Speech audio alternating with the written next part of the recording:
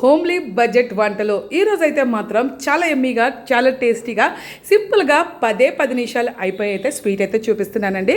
ఇది పాయసం చాలామందికి తెలుసు, కానీ రెగ్యులర్గా చేసేటట్టు కాకుండా నేను చూపించిన వీడియోలో టైప్లో చేస్తే మాత్రం టేస్ట్ అయితే అదిరిపోతుంది. హెల్త్కి కూడా సూపర్ అసలు నిజంగా. ఇంకా నేను పోతే మాత్రం ఒక గ్లాస్ రైస్ అయితే మాత్రం 1 గంట సేపు అయితే కడిగి నానబెట్టుకున్నాను.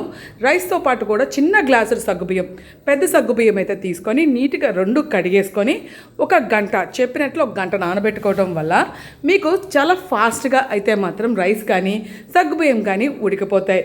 ఇలా పక్కన నీట్గా శుభ్రం చేసుకొని పక్కన పెట్టుకోవాలి.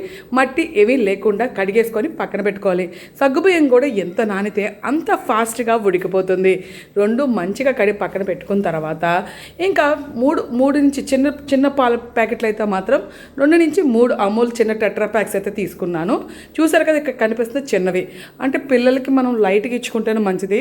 ఓవర్ స్వీట్ అనేది ఎక్కువ ప్రొవైడ్ చేయకూడదు. తినొచ్చు, బట్ ఏంటంటే లిమిటెడ్గా తింటేనే స్వీట్ అనేది మంచిది. అంతే తప్ప దొరికింది కదా అని పొలోమని తినేయకూడదు. 3 డబ్బాలకి అయితే టెట్రా ప్యాక్స్కి నేను 2 గ్లాసు వాటర్ అయితే మాత్రం పోసాను. దాంట్లోకి అయితే మాత్రం 2 to 3 స్పూన్స్ అయితే మాత్రం నెయ్యి కూడా వేసి అప్పుడు కొంచెం హీట్ ఎక్కిన తర్వాత వెంటనే గంట నానబెట్టుకున్న సగ్గుబియ్యం కూడా దాంతోపాటు వేసి సమానంగా ఒక 1200 డిగ్రీస్లో ఇండక్షన్ స్టవ్ మీద పెట్టుకొని ఆ 1200 టెంపరేచర్లో పెట్టుకొని మొత్తం బాగా మిక్స్ చేసుకుంటూ చూసుకోవాలి. పాలుతో పాటే సగ్గుబియ్యం ఉడకాలి, విడిగా వేయకూడదు. 2 కలిపి మిక్స్ చేసుకొని బాగా మరిగి పొంగు వచ్చిన తర్వాత సగ్గుబియ్యం చాలా ఫాస్ట్గా ఉడికిపోతుంది. ఈ 2 ఉడికిపోయిన తర్వాతే మనం నానబెట్టుకున్న రైస్ కూడా అందులో వేసేసి అట్లీస్ట్ ఒక 5 మినిట్స్ ఆగితే రైస్ కూడా పాలుతో పాటు ఉడికిపోతుంది. చూసారా ఎంత క్రీమీగా కనిపిస్తుందో.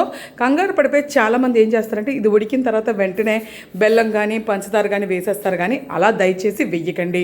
2 సమానంగా ఉడకాలి. ఉడికిన తర్వాతే అప్పుడు మనం కొంచెం దానికి ఒక క్యాలిక్యులేటెడ్గా చెయ్యాలి. అంతే తప్ప పొలోమని కంగారు పడిపోయి వేసేస్తే దాని టేస్ట్, దాని రుచి పోతుంది. చూసారా, బియ్యం అయితే మాత్రం ఇంకొంచెం అట్లీస్ట్ ఒక 2 to 3 మినిట్స్ అయితే మాత్రం ఉడకబెట్టాలి.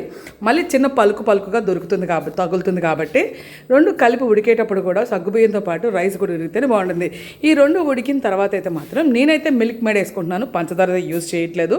అది కూడా హెవీగా కాదు, జస్ట్ చిన్న కప్పుడు మాత్రమే వేసుకొని బాగా మిక్స్ చేసుకున్న తర్వాత ఇంకొక పక్క చిన్న ప్యాన్ పెట్టుకొని అయితే మాత్రం దాంట్లో నెయ్యి వేసుకొని జీడిపప్పు, దీంట్లో మనకు కావాలనుకుంటే డ్రై ఫ్రూట్స్ ఏమైనా వేసుకోవచ్చు. జీడిపప్పు, బాదం పప్పు, అలాగే పిస్తా కానీ అన్నీ ఏవి కావాలన్నా కూడా మనం పొడి చేసేసుకోవచ్చు. ప్రస్తుతానికి జీడిపప్పు ఒకటే ఉంది కాబట్టి కొంచెం లైట్గా, జీడిపప్పు తిన్నవాళ్ళు ఎవరు ఉండరు కదా, ప్రతి ఒక్కరికి జీడిపప్పు అంటే చాలా ఇష్టం. నెయ్యిలు వేపుకొని అందులో వేసినంత మళ్ళీ అడగండి యాలక్కాయ ఎందుకు వేయలేదు అని చెప్పేసని.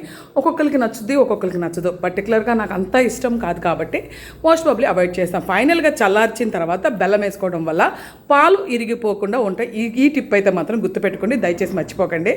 లాస్ట్లో మనం స్టవ్ ఆఫ్ చేసి పక్కన పెట్టుకొని బాగా మిక్స్ చేసిన తర్వాతే బెల్లం వేయాలి. టేస్ట్ చూసుకోవాలి. చూసారు కదా, మీకు ఈ స్వీట్ ఎలా అనిపించిందో కామెంట్ సెక్షన్కి వెళ్ళి వీడియో వచ్చింది. ప్లీజ్ లైక్ చేసి షేర్ చేసి మరిన్ని వీడియోస్ కోసం మన ఛానల్ని సబ్స్క్రైబ్ చేసుకోండి.